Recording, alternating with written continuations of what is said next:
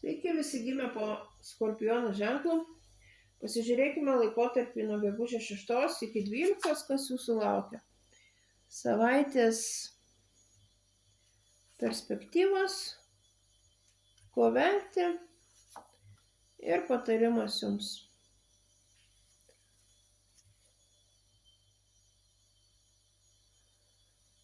Šią savaitę Skorpionams gana toksai ramus laikotarpis, niekur neskubėsit.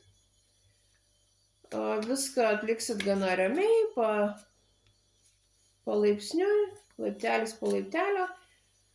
Tiesiog gal reikalai ir nejudės labai taip greitai, kaip jūs norėtumėt, bet jie tiesiog bus labai stabilus ir stabiliai viskas vystysis į gerąją pusę. Ko vengti? Venkite užsisvajojimo, užsibuvimo kažkur tai praeities prisiminimuose, tokio ištiso galvojimo apie praeitį, kaip ten buvo gerai. Tiesiog nekoncentruokit savo dėmesio dabar tenais. Ir patarimas jums, užsimkite šeimos reikalais, šeimos verslu, jeigu tokį turit. Tiesiog jūsų nusiraminimas dabar bus šeimoje ir šeimos reikaluose.